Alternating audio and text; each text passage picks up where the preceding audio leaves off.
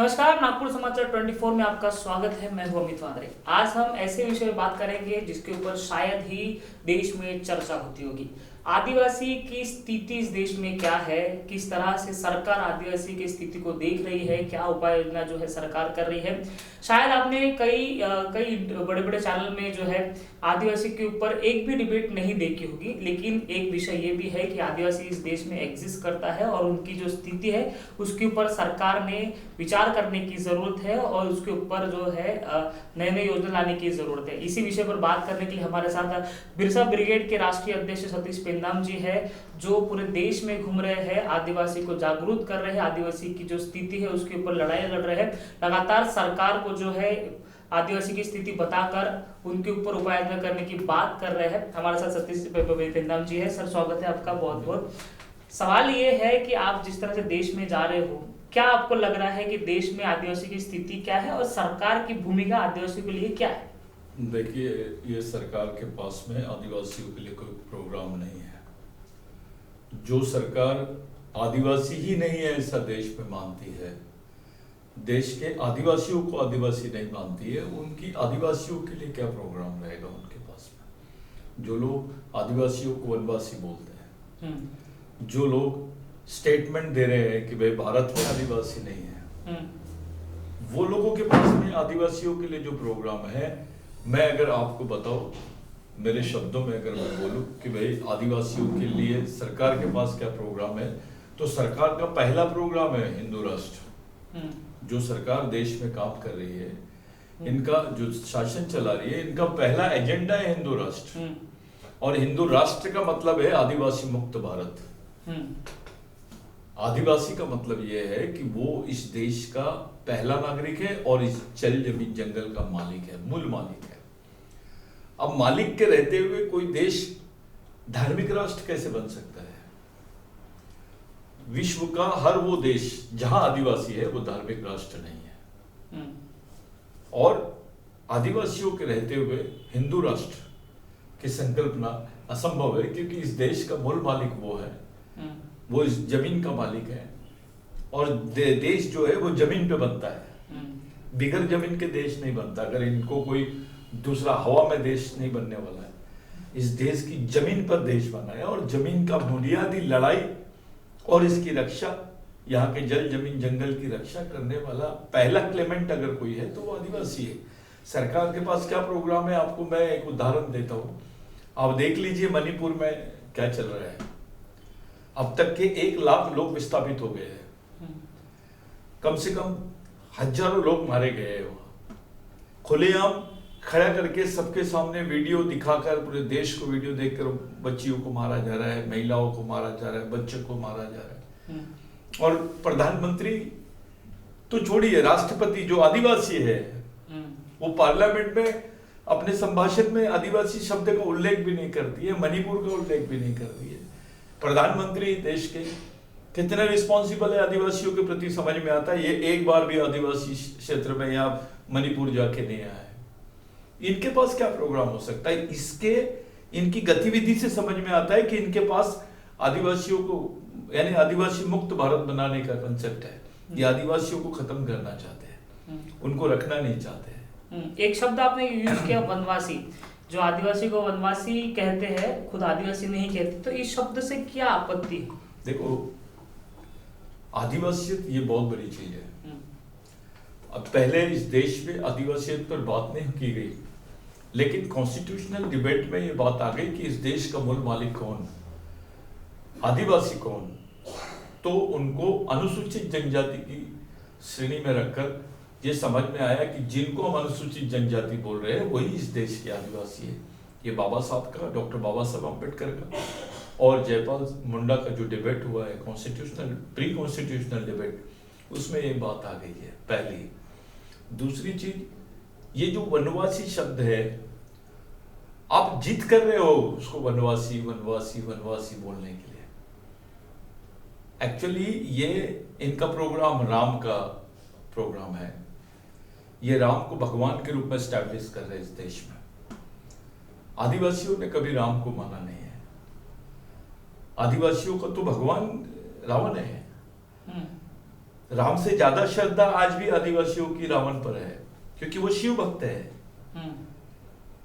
ये जय श्री राम बोलते हैं, जय शिव की बात क्यों नहीं कर रहे हैं? राम को लेकर आप हिंदू धर्म की संकल्पना रख सकते हैं, शिव को लेकर आपको हिंदू नहीं सिंधु राष्ट्र की संकल्पना की बात करनी पड़ेगी। हिंदू राष्ट्र और सिंधु राष्ट्र, इसमें जमीन आसमान का फर्क है। जिसको हिंदू राष्ट्र बोल रहे हैं, ये राम का राष्ट्र हो सकता है, लेकिन जो शिव का राष्ट्र है वो सिंधु राष्ट्र है, क्योंकि सिंधु संस्कृति की जो अवशेष है वो इस देश के मूल मालिकों के बारे में दी गई है। शिव किसी धर्म का नहीं हो सकता है, शिव संस्कृति है, इस देश की कृषि संस्कृति है।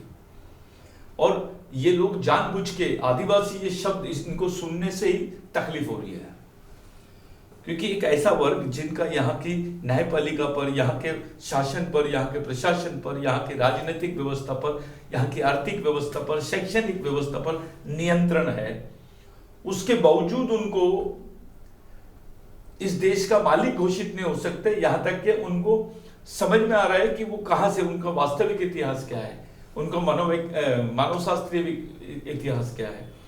तो उनकी एक डिप्रेशन है ये किसी समाज के बारे में। पहले यही लोग थे आदिवासियों को राक्षस बोलते थे। मैं आदिवासी इसलिए बोल रहा हूं क्योंकि यहाँ का ओबीसी, यहाँ का एससी, यहाँ का माइनॉरिटी, ये आदिवासियों के वंशज है, मराठा आदिवासियों के वंशज है। ये लोगों को पहले आदिवासी की कंसेप्ट या आदिवासी बोलने की बात जो है 77 साल पहले की है। लेकिन उसके पहले यहाँ का ओबीसी, जिसको पंजाब राव देशमुख ने बोला था कि इनको ट्राइबल लिस्ट में रखो, डॉक्टर बाबा साहेब अम्बेडकर ने SC/ST यानी उसका SC/ST के लिए स्पेशल लैंड और गवर्निंग सिस्टम की बात कर दी थी, कॉन्स्टिट्यूशन में है ये। तो ये उनके वंशज है। तो ये जो मैं बात बोल रहा हूं, पहले राक्षस बोलने वाले आदिवासियों को कौन है? अगर ये बोल रहे हैं कि हमने 3 वेद 4 वेद हैं इनके, वो वेदों में राक्षस ये शब्द आता है, असुर ये शब्द आता है, आपको चंडाल ये शब्द मिलता है, भूत ये शब्द मिलता है, पिशाच ये शब्द मिलता है। उसके बाद में जब कॉलोनियल सिस्टम आया, उपनिवेशवादी सिस्टम सामने आया, तो इन्होंने आदिवासियों को टारगेट किए, फिर उनको क्रिमिनल ट्राइब बोले, वानर बोले। क्रिमिनल ट्राइब बोल के उनको मारा जाता था। आदिवासियों को क्रिमिनल ट्राइब को मारने पर कोई केस नहीं लगती थी इस देश में। किसी विश्व के किसी देश में ऐसा इतिहास नहीं जो भारत में आदिवासियों के साथ में हुआ। इनको क्रिमिनल ट्राइब बोले, आप कोई क्रिमिनल ट्राइब है उसको मार भी दिए तो उसका कुछ नहीं होता था। जैसे रामायण में मिलता है कि आप किसको भी मारो, वो उसका नरसंहार करते थे, वो राक्षसों का वध होता था, मर्डर नहीं बोलते थे उसको वध बोलते थे। और वध करने वाला जो आदमी होता था वो मर्यादा पुरुषोत्तम है। महिलाओं का जितना अपमान ग्रंथों में दिखाई देता है उतना तो विश्व के किसी धार्मिक ग्रंथों में नहीं है महिलाओं का अपमान। ये जो इतिहास है आदिवासियों का, वो बहुत इस देश में आदिवासियों की पूरी बेइज्जती की गई है, उनका अपमान किया गया है, उनको उनके इतिहास को खत्म किया गया है। वास्तविकता में ये देश तो मातृसत्तक देश था, पितृसत्तक देश रहा ही नहीं है। आर्यों की व्यवस्था थी पितृसत्तक, जो आज इंप्लीमेंट हो रही है। आदिवासी कभी किसी मनुस्मृति को नहीं मानता है। यहाँ का ओबीसी भी नहीं मानता, दलित भी नहीं मानता था, इन पे थोपा गया है। आप देख लीजिए, प्रैक्टिकल जाइए, इस देश में राम के मंदिर नहीं दिखाई देंगे आपको, हनुमान के मंदिर दिखाई देंगे। राम के मंदिर नहीं दिखाई देंगे, इनको राम का मंदिर होना, हनुमान का नहीं होना। हनुमान का तो नाम होना है इनको, सिर्फ हनुमान के मंदिरों में आपने जय श्री राम रख दिए। ये तो हनुमान जी भी तो राम जी के भक्त थे। कौन बोलता है? वो शिव भक्त थे। ये तो रामायण में कोई बताया गया लेना देना नहीं है। हनुमान जी ने तो राम जी की मदद की है, इतनी मदद की है कि अपने अगर मेरे को कोई उतना मदद करे तो मैं उसको भगवान बोलूं। तो यहाँ तो मैं आपके भाई को जिंदा कर रहा हूँ, मैं आपके लिए लड़ रहा हूँ, अपने लोगों को आपके लिए मरवा रहा हूँ। तो इसीलिए तो किए क्योंकि वो राम जी के भक्त थे, इसलिए। भक्त नहीं थे, राम जी को उन्होंने साथ दिया, ये बोल सकते आप।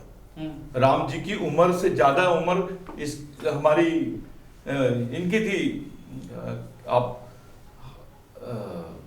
जो हमारी माता थी शबरी माता, उनकी राम जी से ज्यादा उम्र थी, वो डॉक्टर थी, हम्म, आयुर्वेदाचार्य थी वो उसने तो राम जी का इलाज करी, बेरों से इलाज होता था। कोरोना काल में आपको क्या चाहिए था? बेरों से ही इलाज होता था। 6 किस्म के 12 किस्म के बेर होते हैं, जिसमें से 6 किस्म के बेरों को आप खा सकते, 6 किस्म के बेरों को आप नहीं खा सकते। वो बेर मीठे या खट्टे वो टेस्ट नहीं कर रही थी, ये पॉइजन है या नहीं है। मेरे को बताइए किसी ऋषि मुनि ने राम के लिए ऐसा किया क्या? ये हौसला केवल आदिवासियों का था, उनका ट्रीटमेंट किए, बता दिया गया। जिन्होंने उनका साथ दिया उनको राम भक्त बोल दिए। तो आपका ये कहना है कि जो रामायण लोगों को बता दी गई है वो यथास्थिति में नहीं है, गलत है, तरीके से वो बताया है। आदिवासी असुरों को और इस देश के मूल मालिकों को अपमानित करने वाली घटना है, एक काव्य है, उससे ज्यादा कुछ नहीं है। तो उससे ये ज्यादा कुछ बोल के नहीं आप है। इस देश के हिंदुओं के खिलाफ स्टेटमेंट नहीं दे रहे? हिंदुओं के खिलाफ कहाँ बोल रहे हैं हम? शिव के, जो शिव संस्कृति से आया है उसका अपमान ही हुआ है, उसका ही वध हुआ है। नहीं, आज शिव जी को हिंदू धर्म में बहुत बड़ी मान्यता है। कौन तो बोल रहा है? वो भी तो हिंदू अगर धर्म शिव जी को मान्यता होती तो ये बाकी ग्रंथों में शिव का उल्लेख क्यों नहीं है? वेदों में उल्लेख क्यों नहीं आता शिव का? क्या क्या शिव संस्कृति पुरुष है, वो धार्मिक ग्रंथ का हिस्सा बन ही नहीं सकता। शिव को तो समझा ही नहीं कोई। इस देश का आराध्य है शिव, आराध्य है इस देश का। शिव का अपमान वर्ल्ड में किसी देश में नहीं हुआ होगा, इतना अपमान इस देश में शिव का हुआ है। आप जाके मध्य प्रदेश का खजुराहो का मंदिर देख लीजिए आप, उसके मंदिर पर पूरे नंगे नंगे पोस्टर्स लगाए गए हैं, वो मूर्तियां लगाई गई है और वहां भगवान शिव का लिंग पिंड है।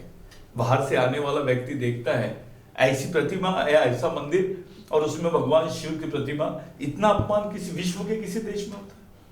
अगर सही में इस देश में शिव के प्रति इनमें थोड़ा भी सम्मान होता तो वो वहां से वो मूर्तियां निकाल लेते, उसको एक सिंबल ऑफ वो जो भी रखना होता रख लेना था। लेकिन शिव को उसके साथ जोड़कर अपमानित किए।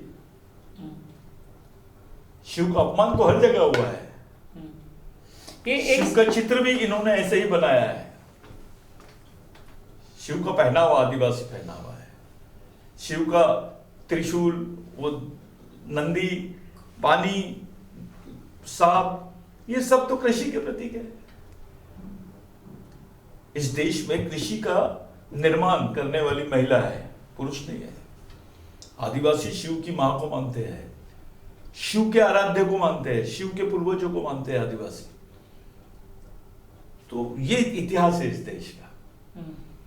और आदिवासियों ने कभी किसी पे आक्रमण नहीं किया, संघर्ष करते हैं हमेशा अपने अधिकारों के लिए, अपनी सुरक्षा के लिए, अपने अस्तित्व के लिए। क्यों संघर्ष करने की जरूरत पड़ गई? क्यों वो जो है आज मेन स्ट्रीम में नहीं आ पा रहे? किनकी जमीन पर देश चल रहा है? किनकी जमीनों पर इन्होंने बड़े बड़े प्रोजेक्ट बनाए? किनके जल जमीन जंगलों के अधिकारों को इन्होंने छीना है? पूरे कोल माइंस कहां पर है? पूरी माइनिंग कौन से क्षेत्र में हो रही है? किनके क्षेत्रों में हो रही है? कौन रहते हैं वहां पर? जंगल किनके क्षेत्रों में है? पेड़ और पहाड़ कौन से क्षेत्र में है? ऑक्सीजन किसके क्षेत्र में है? पानी किसके क्षेत्र में? आदिवासियों के क्षेत्र में। उदाहरण के लिए सुरजागढ़ समझ लीजिए आप, गढ़चिरौली का, उसको एनजीटी की परमिशन नहीं है। हाईकोर्ट में इसके बारे में बात सामने आई, बावजूद उसके प्रोजेक्ट चल रहा है। वहां के आदिवासी बच्चों को लंग्स कैंसर तक के हो रहे हैं। उनके पानी में जाइए आप, लाल पानी निकलता है, वहां के झाड़ देख लीजिए आप, पूरा लाल लाल दिखता है। वो अगर उस चीज का विरोध करे तो उनको नक्सली बोलते हैं, नक्सलवादी कुछ और हो गए। लेकिन आदिवासियों की जो कोई भी पहल रहती है, जो उनका सामाजिक विद्रोह रहता है, उसको नक्सलवाद से जोड़ने की कोशिश किया जाता है, उनको डराने के लिए, उन पर अत्याचार करने के लिए। और ये पूरे देश में चल रहा है, पूरा नॉर्थ ईस्ट जल रहा है अभी। इधर गढ़चिरौली छत्तीसगढ़ में आप देख लीजिए वहां के प्रोजेक्ट्स में क्या चल रहा है। आपने नॉर्थ ईस्ट की बात की और मणिपुर एक बहुत ज्वलंत विषय आज भी देश में है। लेकिन इस पे जो है देश के राष्ट्रपति खुद आदिवासी समुदाय से आते हैं, लेकिन उन्होंने अपने जो राष्ट्रपति अभिभाषण हुआ राष्ट्रपति का, उसमें मणिपुर का शब्द नहीं आया, ना ही देश के प्रधानमंत्री इसके ऊपर कुछ बोलते हैं। ये जो मणिपुर जल रहा है, इतने साल भर हो गया से ज्यादा हो गया, क्या कारण आपको लगता है कि मणिपुर जल रहा है? उसका क्या रीजन हो सकता है? जल नहीं रहा है, मणिपुर को जला रहे हैं। कैसे? अगर वो जलता तो 2 महीने में बुझ जाता।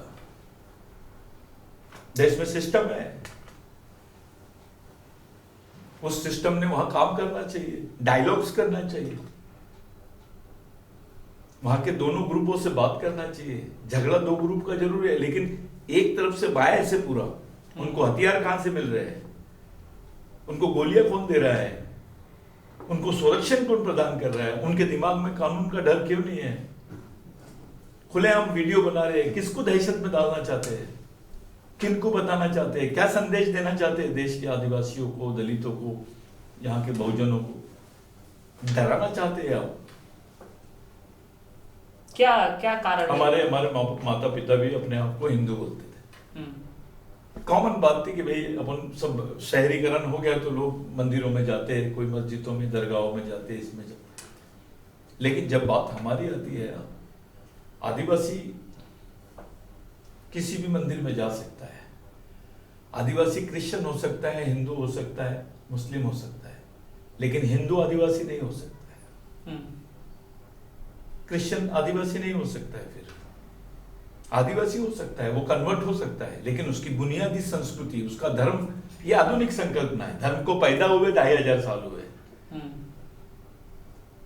संस्कृति तो इस देश में 10,000 साल से पहले की है, और आज भी आदिवासी अपनी संस्कृति के साथ ईमानदार है और जी रहे हैं। हम एक मूर्ति को ज्यादा महत्व नहीं देते जितना एक झाड़ को देते हैं, क्योंकि हमको मालूम है ये झाड़ ऑक्सीजन देगा, फल देगा, ये झाड़ के वजह से पर्यावरण रहेगा, उसके वजह से जीवन रहेगा। ये शिव संस्कृति की बात है। ये एक अलग टाइप की सोच है। शिव वाली जो विचारधारा है, ये श्रमिक विचारधारा है, किसानों की, मजदूरों की विचारधारा है, जो श्रम के आधार पर जीवन पर विश्वास करते हैं। और जो गैर शिववादी धर्म की संकल्पना करते हैं, हिंदू धर्म की, वो गैर श्रमिक है। वो श्रम के आधार पर जीवन की संकल्पना नहीं करते, वो धर्म के आधार पर जीवन की संकल्पना करते हैं। इस देश में हमारे हिसाब से, हमारे लिए, हमको जो हमारे भगवान बिरसा मुंडा, भगवान टंट्या बिल ने, भगवान बाबूराव शर्मा, राव गुजी भांगरे, इन्होंने जो हमारे हर का स्टेटमेंट बिल्कुल सही कहा है कि इस देश में मुस्लिम होना, ब्राह्मण होना, क्रिश्चियन होना या और कुछ होना बड़ी बात नहीं है, बड़ी बात है आदिवासी होना। और हमारा स्थान है, हमारा स्थान है। हमारे साथ ब्राह्मण बैठ के खा सकता है, लेकिन ब्राह्मण के साथ हम बैठ के नहीं खा सकते, ऐसी व्यवस्था ही नहीं है। तो आपको लगता है ये स्थिति आज भी है देश में? जब पूरे देश में है। देखिए, अछूत बोलना और किसी को मानव ही नहीं मानना, इसमें जमीन आसमान का फर्क है। अछूत बोलना ये 2nd डिग्री है, लेकिन किसी को मानव ना मानते हुए उसको वनवासी बोल देना है 3rd डिग्री है। ये 3rd डिग्री का ट्रीटमेंट है। आप उसको मानव तुल्य नहीं, प्राणी तुल्य संज्ञा से, मतलब वनवासी शब्द आपको मानव नहीं मानता है सर? बिल्कुल मानववाचक शब्द नहीं है वो। जंगल में शेर भी रहता है, सुअर भी रहता है, आदिवासी भी रहता है। आप बोल किसको रहे हो? बोल किसको रहे हो, ये तो बताइए। अगर ये मानववाचक शब्द है तो बताइए। और एक हवा बना देते कि भगवान राम को भी वनवासी बोला गया था। अभी एक नया सुने हमने, पदगमन, राम पदगमन के रूप में पूरे आदिवासी क्षेत्रों में कवर कर रहे हैं, राम पदगमन के नाम से। आप इंटरनेट पे देख लीजिए। मेरा एक सवाल है, राम पहले कि शिव पहले? चलो शिव पदगमन के बारे में बताइए।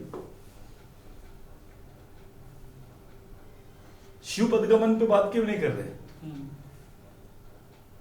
शिव आस्था पे क्यों नहीं बात कर रहे? हालांकि सभी सेंटरों पर जितने मंदिर है उसको इंडस्ट्री जैसे यूज कर रहे हैं। ब्राह्मण का भी बच्चा गड्ढे खोद रहा है अभी। इनके हिंदुत्व से ब्राह्मणों का भी भला नहीं हुआ, वो भी बच्चे बेरोजगार है। ये जो सोच है, ये पूंजीवाद की गोद में बैठ के धर्म की बात करना गलत बात है। पूंजीवाद के पास तो सभी धर्म गिरवी रहते हैं। आपका श्रम गिरवी रहता है, आपकी जीवन को गिरवी रख लेते हैं। पूंजीवाद की वो स्थिति है। इस देश में पूंजीवाद बहुत हावी हो गया है। हर बार सरकार का नाम चंद पूंजीवादियों के मार्फत जोड़ा जाता है जी। कॉन्स्टिट्यूशन को अमेंड नहीं किया आपने, अभी तो आपने आईपीसी सेक्शन चेंज कर दिए। आईपीसी सेक्शन में कैसे डिफाइन करेंगे आदिवासी और दलितों को? आईपीसी में जो प्रोटेक्शन था अभी दूसरा आपने उसको चेंज कर दिया उसको, उसमें दलित आदिवासियों का क्या स्थान है? उनको कोई स्पेशल ट्रीटमेंट मिलेगा? सेपरेट ट्रायल और सेपरेट कोर्ट की बात तो हो ही नहीं रही इस देश में। हम कई दिनों से चिल्ला रहे आदिवासी पर्सनल लॉ पे बात करो, 5th शेड्यूल और 6th शेड्यूल एरिया में आप लोग उनकी ऑटोनॉमी पर बात करो। अब तो 5th शेड्यूल 6th शेड्यूल में सबसे ज्यादा उत्खनन हो रहा है। 5th शेड्यूल का एरिया है गढ़चिरौली और अपना बस्तर, वहां नक्सलवादी खुश हो सकते हैं, मैं नहीं जानता। वहां पे यहां से जो लोग जाते हैं बाहर के बाहरी गैर आदिवासी, वो खुश हो सकते हैं, उनका बड़ा नाम हो सकता है। उदाहरण के लिए मैं आपको बोलता हूँ डॉक्टर आमटे सर का। आमटे जी के पास उस वक्त क्या संपत्ति थी, आज क्या है? उस वक्त क्या था, आज उनको मैक्से अवार्ड मिला, वहीं उनका डेवलपमेंट हो सकता। उसी व्यवस्था में आमटे जी का डेवलपमेंट हो सकता है, आदिवासी का क्यों नहीं हो सकता? व्यवस्था तो वही है, इस पे बात की जाए ना। मेलघाट में कुपोषण के ऊपर इंटरनेशनल फंडिंग तक आने लग गई है, सरकार की विभिन्न योजनाएं चलती है, दिन बाय दिन फंड बढ़ रहा है। इंटरनेशनल फंड भी बढ़ रहा है और राष्ट्रीय फंड भी बढ़ रहा है उन वहां पे कुपोषण को खत्म करने के लिए, लेकिन नहीं हो रहा। कुपोषण बढ़ रहा है, फंड भी बढ़ रहा है, ये दोनों को पैरेलल देखो, ये समांतर चल रही है प्रक्रिया। लोगों को अवार्ड्स मिल रहे हैं, मेलघाट पे आप काम कर रहे हो, फलाना जगह आप काम कर रहे हो, अवार्ड ले रहे हैं, लेकिन वो कम होने का नाम नहीं ले रहा है। यानी एक ऐसी व्यवस्था निर्माण हो गई है कि वहां के आदिवासियों के ऊपर एनजीओ जिंदा है। अब आदिवासी पैसा कमाने वाली इंडस्ट्री बन गई है, एनजीओ जाके आदिवासी क्षेत्र में काम कर रहे हैं। भारत में कम से कम 650 एनजीओ ऐसे हैं जो केवल आदिवासियों पे लाखों करोड़ रुपए कमा रहे हैं। और वो किन के हैं? किन के हैं? अभी इन्होंने टाटा सोशल साइंस से टीसीएस का रिपोर्ट पे बात करी महाराष्ट्र गवर्नमेंट ने। मैं महाराष्ट्र गवर्नमेंट से पूछना चाहता हूं कि किसी को आदिवासी होना नहीं होना ये गवर्नमेंट की जवाबदारी है या किसी प्राइवेट इंडस्ट्री की जवाबदारी है, किसी इंडस्ट्रियलिस्ट की जवाबदारी है? ये पूंजीवादी लोग तय करेंगे कि आदिवासी कौन है इस देश में। ये इनके सोशल इंस्टीट्यूट्स के लोग तय करेंगे। गवर्नमेंट क्या कर रही है? गवर्नमेंट के अपने इंस्टीट्यूशंस कहां हैं? सुप्रीम कोर्ट ने 2010-2011 में बोला कि आदिवासी इस देश के मूल मालिक है, नंदाबाई भील के जजमेंट में। हम लोग थे उस जजमेंट को हम लोगों ने, बिरसा ब्रिगेड ने लड़ा उसको। नंदाबाई भील के जजमेंट में स्पष्ट शब्दों में सुप्रीम कोर्ट ने बोला they are the owner of country, they are the first citizens of country. लेकिन भारत सरकार ने अभी तक यूएनओ में नहीं बोली कि भारत में आदिवासी रहते हैं करके। दोनों चीजें देखो। भारत सरकार ने तो कहा कि भारत में सभी समुदाय आदिवासी है, यूएन ने। ये नया शोध करिए भारत में। ये गैर, अगर ऐसा रहता तो सुप्रीम कोर्ट क्यों नहीं बोला? डॉक्टर अंबेडकर ने या जयपाल मुंडा ने या जय छट्टन ने क्या क्या बोला है? विश्व के सभी देश मानते हैं कि भारत के आदिवासी मूल मालिक है। भारत के लोग क्यों नहीं मान रहे? क्यों नहीं मान रहे? क्या बात है? आदिवासियों को आदिवासी बोलने से किस बात का खतरा है इस देश में? वो जानते हैं कि हिंदू राष्ट्र की संकल्पना खड़ी नहीं हो सकती है जब तक कि आदिवासी शब्द इस देश में रहेगा। ये देश धार्मिक देश नहीं है, सांस्कृतिक देश है। ये यहां धर्म छोटी चीज थी, संस्कृति बहुत बड़ी चीज है। मतलब सरकार आदिवासी कहेंगी तो देश हिंदू राष्ट्र नहीं बनेगा? बिल्कुल नहीं कह सकती। मालिक डिक्लेयर हो जाता। पहले कौन? आदिवासी। आदिवासी। अब तुम आदिवासी को हिंदू बोलेंगे क्या? तो ये गुस्सा क्यों होता है जब आदिवासी को हिंदू? नफरत है ये। क्यों होता है? ये एक बहुत पहले काल से, आर्यों के काल, आर्य ने जब आक्रमण किए आदिवासियों पर, उनको लूटा, उनको छिन्न भिन्न कर डाला। इसका इतिहास है, मैं नहीं बोल रहा, जॉन मार्शल ने बोला है। जितने इतिहासकार आए भारत में वो फॉरेनर्स भी थे, अभी भारत के कुछ छुट भइए इतिहासकार लिखने लग गए, वो बताने लग गए कुछ अलग टाइप का इतिहास। वो डरते हैं आदिवासियों को आदिवासी बोलने से।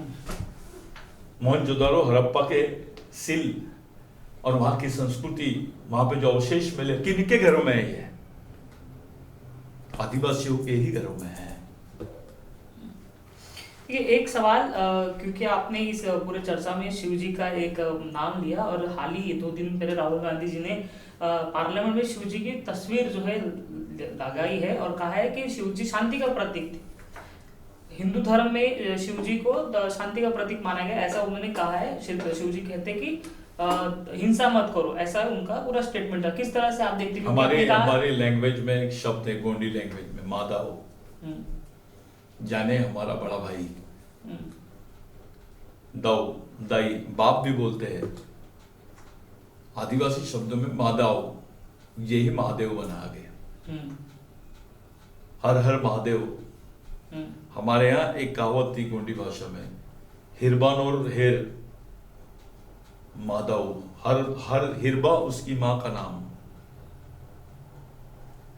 और वो उसका बेटा, इसलिए हमारा दाऊ। हर हर महादेव। हर हर बोलने से कोई हर हर ऐसा शब्द नहीं है, इसका संबंध कोई हरि से नहीं है।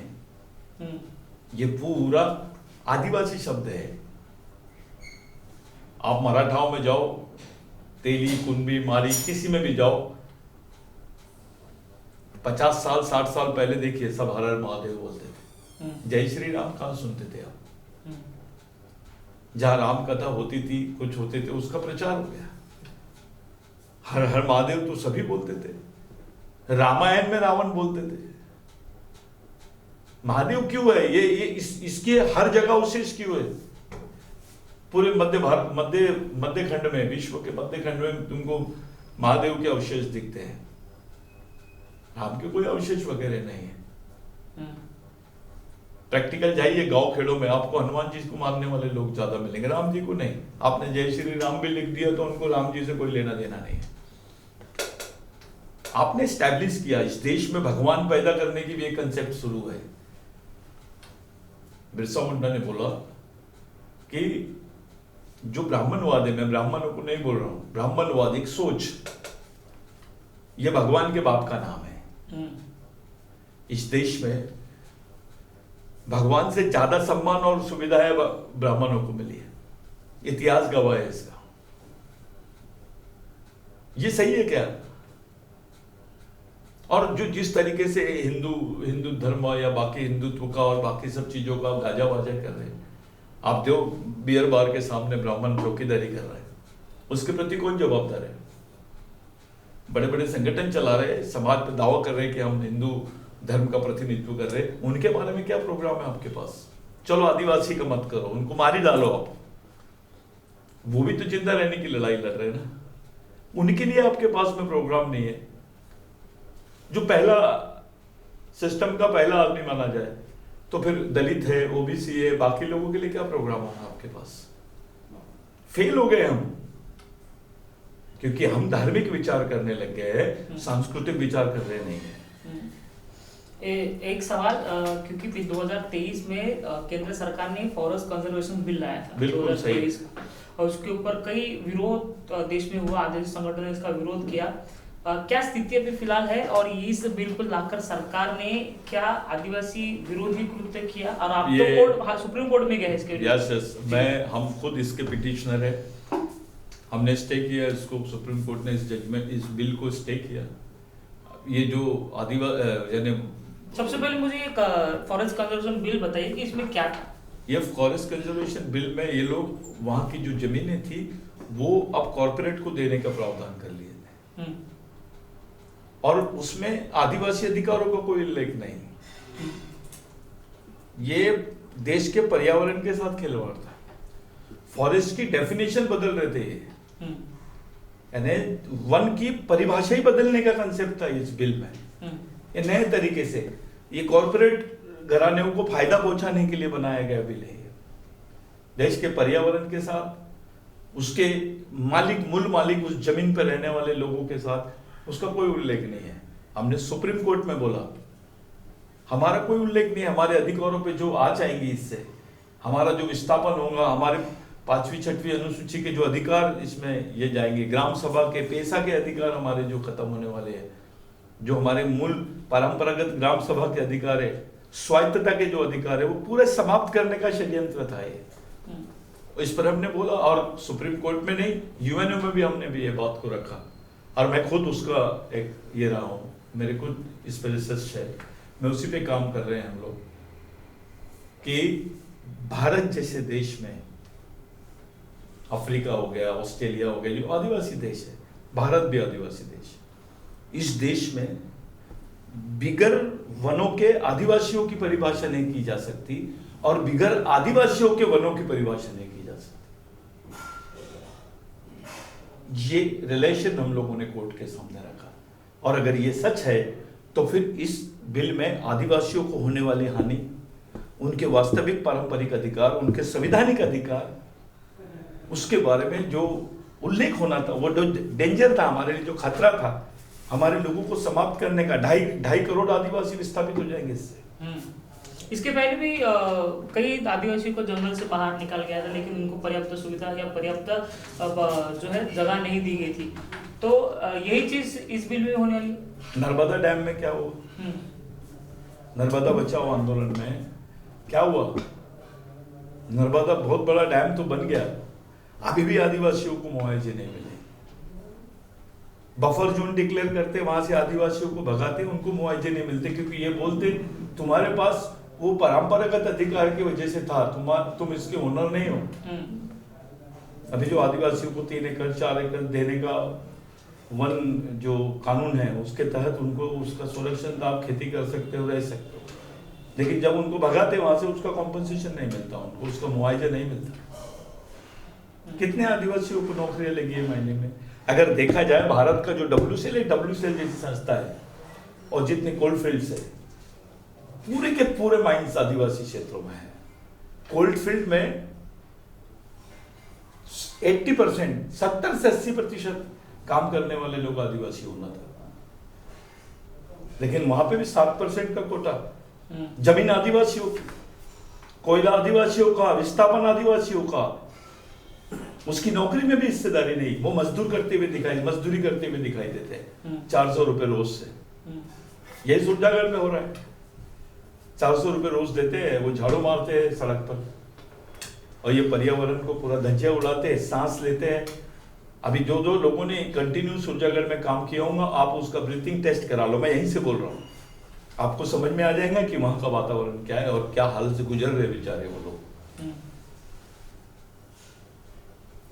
ये चीज हमारे को बेचैन करती है समाज में, हमारे लोग डर रहे हैं, डरा के वोट लिया जाता है आदिवासियों से। ये लोकसभा में तो बहुत बेकार काम हुआ है आदिवासियों, ट्रक में लाया गया, उनको इधर से उधर से भरते, उनको बैठा के रखते, दूसरे दिन उनको, पहले दिन जिस दिन वोट देना उसके एक दिन पहले उनको मटन खिलाए होंगे, दूसरे दिन उनको जाने को भी पैसे नहीं देते ये लोग। ऐसा हुआ है पूरे देश में।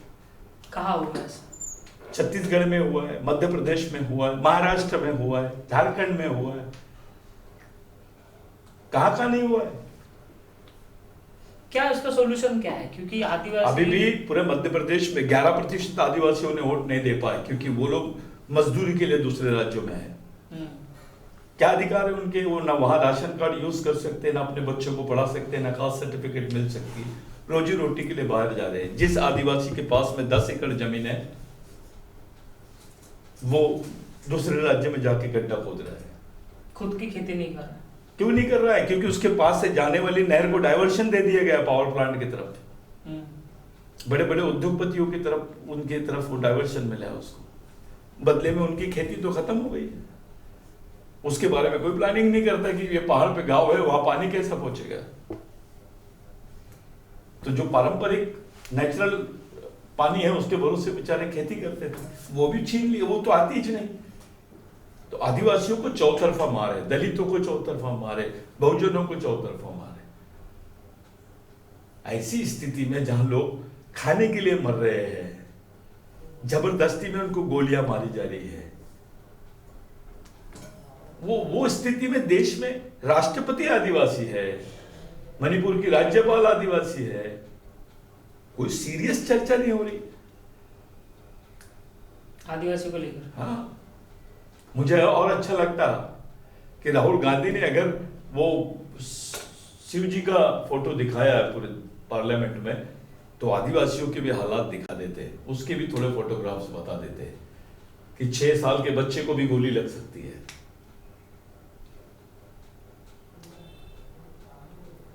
ये तो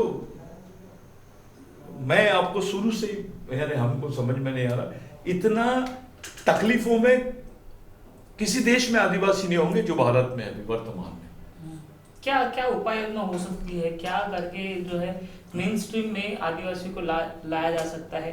मैं आपकी पहचान के साथ, आपके सामाजिक सांस्कृतिक सम्मान के साथ आपकी भलाई सोचूं निष्पक्ष मन से, तभी संभव है।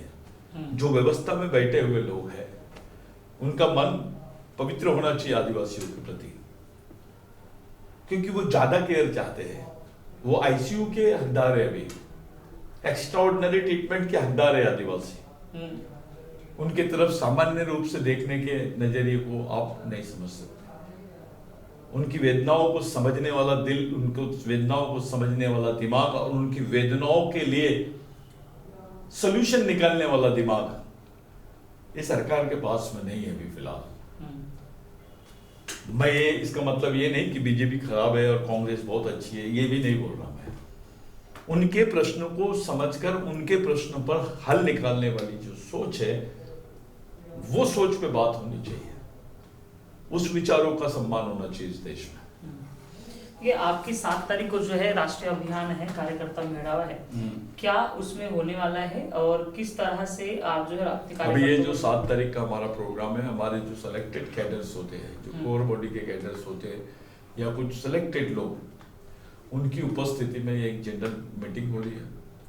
वो मीटिंग में हम लोग कुछ विषयों को लेकर थोड़ी चर्चा करेंगे। खास बात यह है कि महाराष्ट्र में अभी इलेक्शंस होने हैं। महाराष्ट्र की 288 में से 106 सीटों पर आदिवासियों का बहुत अच्छा हस्तक्षेप है।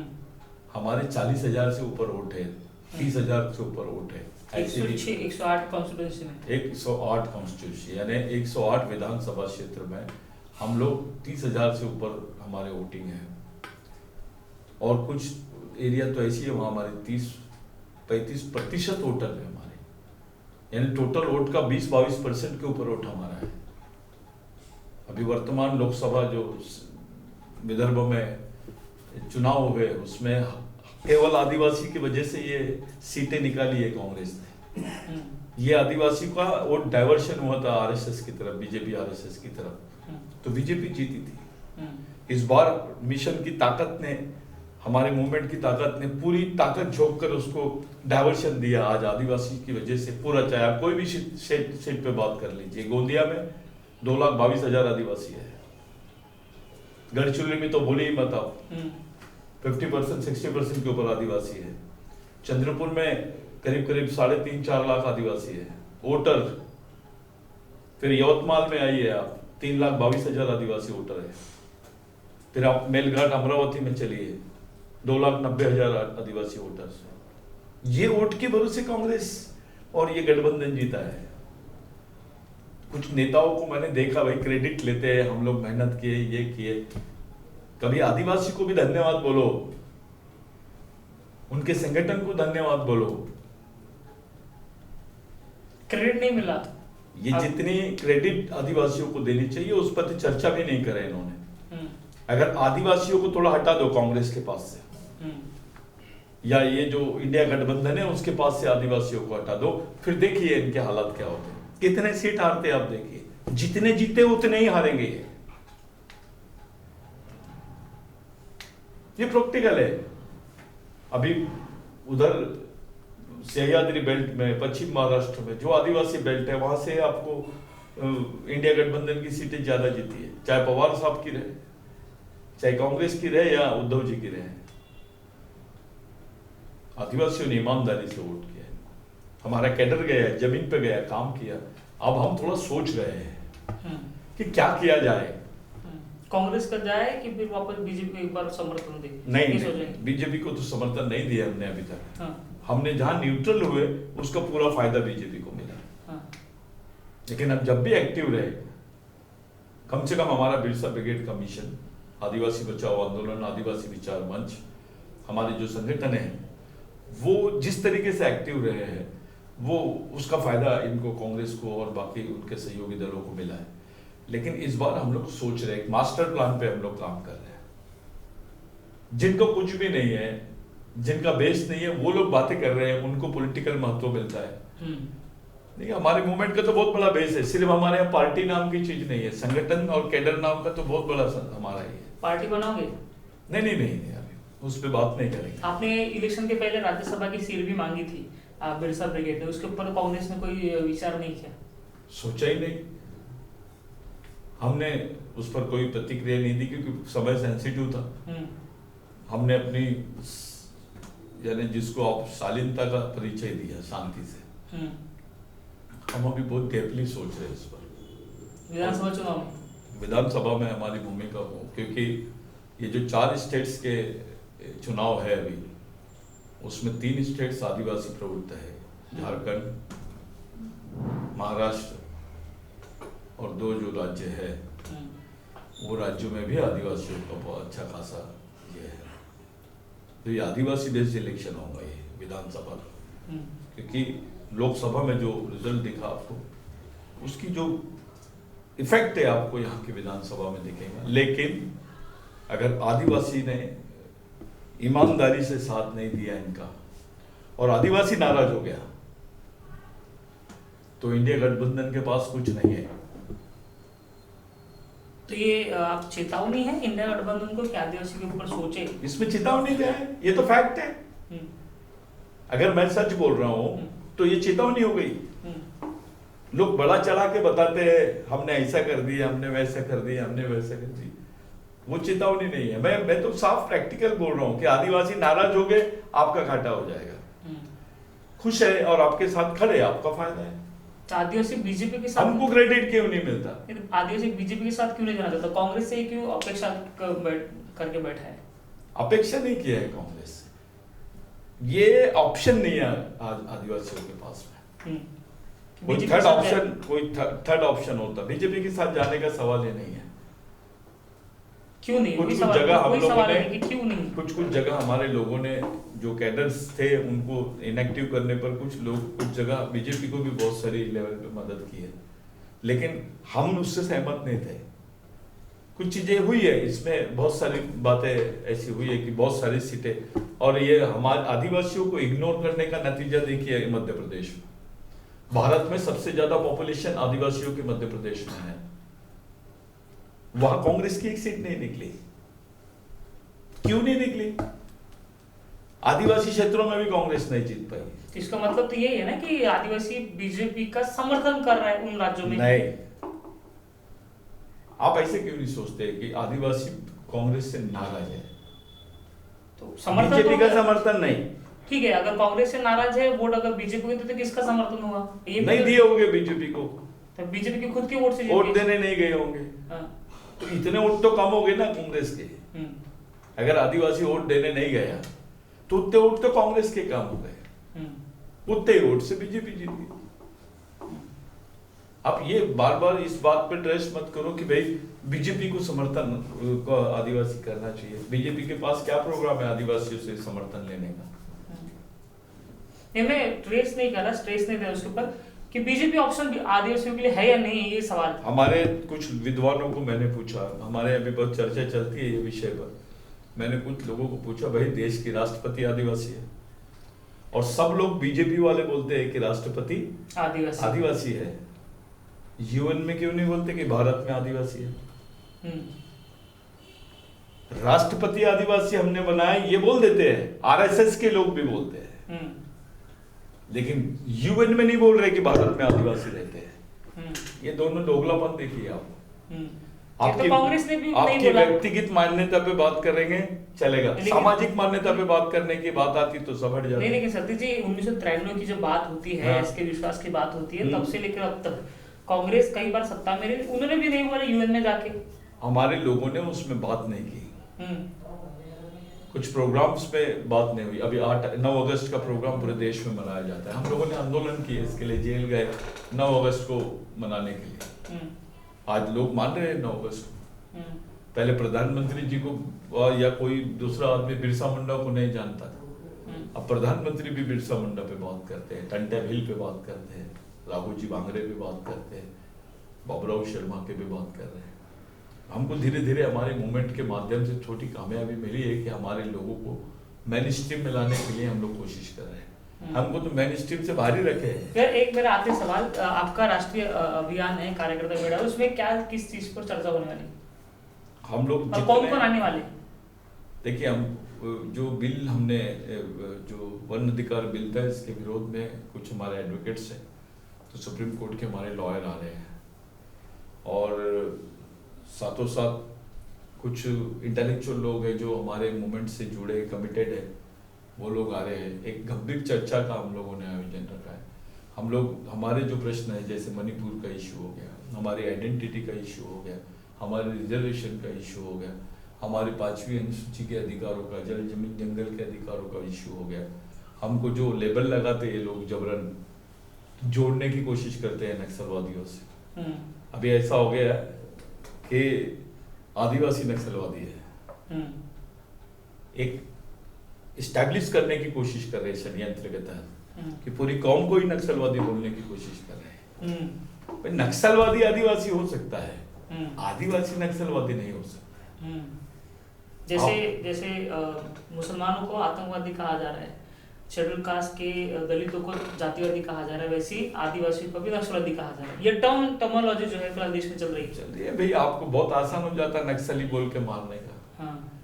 अगर आपने इसको नक्सली डिक्लेयर कर दिया तो आप उसको गोलियों से मार सकते। कितने बेगुनाह को नक्सली बोल के मार दिया होगा पुलिस ने? मैं इस पर बात नहीं करना चाहता, अगर इस पर बात करूंगा तो बहुत लंबी बात हो जाएगी। ये दर्द है हमारा। होता है ऐसा, हुआ है ऐसा, ऐसे कई जजमेंट्स आए सुप्रीम कोर्ट के सामने आए कि ये निर्दोष थे। कोर्ट ने रिटायर्ड जस्टिसों की कमेटी ने बताया कि निर्दोष लोगों को मार दिया गया। ऐसा तो खुलेआम हुआ है, कोर्ट ने माना है इसको। क्योंकि जंगल के बीच में होता था, लोगों को नहीं पता चलता। हाँ है? नक्सलवादी किसी के मस्तक पे थोड़ी लिखा है। ये कौन है, क्या है ये? सरकार ने चाहिए कि वो ये व्यवस्था, देखो नक्सलवादी के बीच में और पुलिस के बीच में आदिवासी फंस गए। अरे शहरों में जाते तो आदिवासियों को घर नहीं मिलते, लड़कियों को घर नहीं मिलते। कहाँ से आई तो गढ़चिरौली से, क्या है आदिवासी है आप, तो उसको नीचे से ऊपर तक देखते और फिर उसको घर नहीं देते। क्योंकि नक्सली समर्थक हो सकते हैं, नक्सली हो सकते हैं, ऐसी इमेज बनाई जा रही है हमारी। हाँ। बाकी लोगों की नहीं होती ऐसी। जिनको खत्म करना है, जिनको टारगेट करना है, उनको ऐसी इमेज बनाई जाती है। बाबा साहब अम्बेडकर का नाम लेके बहुत सारी चीजें चलती है।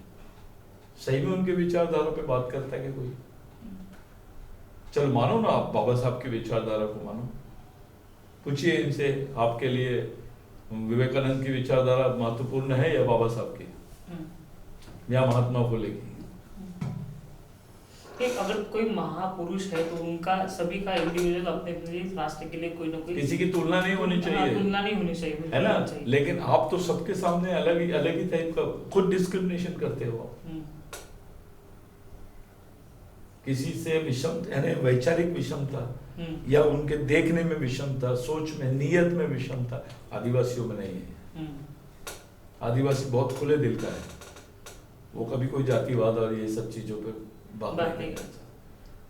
ठीक है, इस विषय पर एक लास्ट कमेंट कि सरकार किस तरह से आदिवासियों के ऊपर काम कर सकती है? आप क्यों कितने सालों से काम कर रहे हो, क्या मेन चीज हो सकती है कि इसके ऊपर पहली चीज जो है सरकार ने करनी चाहिए? ये भाई बनने का नाटक बंद करके सच्चा दोस्त बनने का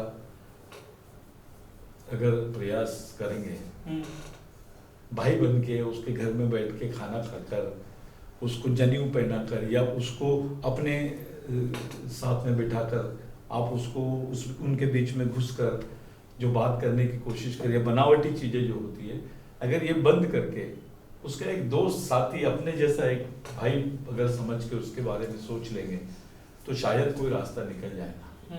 क्योंकि आदिवासियों पे तो सर्वे ही नहीं हुआ उनके इकोनॉमी पर। SC/ST कमीशन की रिपोर्ट्स पे बात नहीं होती है पार्लियामेंट में।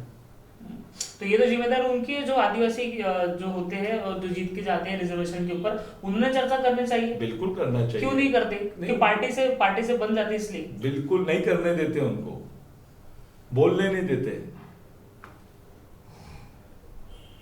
अरे राष्ट्रपति मैडम की इच्छा नहीं हो रही होंगी क्या आदिवासियों के बारे में कुछ बोलूं? जिस कौम में वो पैदा हुई है उस कौम के दुखों के बारे में। सबसे तकलीफ में कौन है इस देश में? सबसे ज्यादा विस्थापित कौन? सबसे ज्यादा बलात्कार किन पे होते हैं? सबसे ज्यादा इनकाउंटर किन का हो रहा है? सबसे ज्यादा जमीनें किसकी लूटी जा रही है? आदिवासियों की। सबसे ज्यादा दुखी कौन है? आदिवासी है। संडास साफ करने के काम को गवर्नमेंट सर्विस का हिस्सा मिला है, लेकिन गड्ढे खोदने के काम को कोई गवर्नमेंट सर्विस का हिस्सा नहीं मानते। क्या प्रोटेक्शन है उसको? वो तो असंगठित कामगार है, असुरक्षित कामगार है। वो मजदूर भी है और मजबूर भी है। उसके बारे में बात करने की इच्छा नहीं होती होंगी क्या राष्ट्रपति की? थोड़ी तो होती होगी। वो भी नहीं बोल पा रही है। वो ये दबाव ही है और दूसरी क्या चीज हो सकती है? जब राष्ट्रपति जैसी पद पर बैठने वाले व्यक्ति पे दबाव हो सकता है तो बाकी पदों की क्या बात है? आप छोटी चीज है वो। हमारा देश रह के इस देश का पहला आदमी आदिवासी, लेकिन इस देश की व्यवस्था का आखिरी आदमी आदिवासी बन गया है। ये दुख है हमारा। हम किसी धर्म से भेदभाव नहीं करते। हमको हिंदू बोल दिए तो हम इस देश के मालिक हो जाएंगे क्या? हमारी मालिकियत तो दे दो हमको। कौन शिव को नहीं जाता है? आदिवासी तो किसी भी मंदिर में जाते, पूजा करते, खाते पीते सब करते, दरगाहों में जाते, चर्च में जाते, बेचारे जो भी दिखा तो उसको हाथ जोड़ लेते। ऐसे लोगों को भी तुम टारगेट करोगे? ठीक। तो आदिवासी की क्या स्थिति है देश में, क्या स्थिति हो सकती है, सरकार इनके ऊपर क्या उपाय योजना कर सकती है, इस विषय को लेकर जो है सतीश पेंदाम जी जो राष्ट्रीय अध्यक्ष है बिरसा ब्रिगेड के, उनसे बात हुई है। इनका 7 जुलाई को नागपुर में एक राष्ट्रीय अभियान है, कार्यकर्ता मेला, जहां पर सरकार के भी कुछ प्रतिनिधि आएंगे और विपक्ष के कुछ प्रतिनिधि आएंगे जो आदिवासी के ऊपर चर्चा करेंगे और क्या स्थिति, क्या उपाय योजना जो है आदिवासी के ऊपर कर सकते हैं, इसके ऊपर जानकारी देंगे। वही आज सतीश पेंदाम जी ने जो आदिवासी के ऊपर जो भी घटनाएं हो रही है, क्या चीज की जा रही है, उसको लेकर जो है विभाग से चर्चा की है। उसके लिए बहुत बहुत शुक्रिया सर। आप नागपुर समाचार के लिए समय दिया, इसके लिए बहुत बहुत शुक्रिया। आप देख रहे हैं नागपुर समाचार 24। नमस्कार।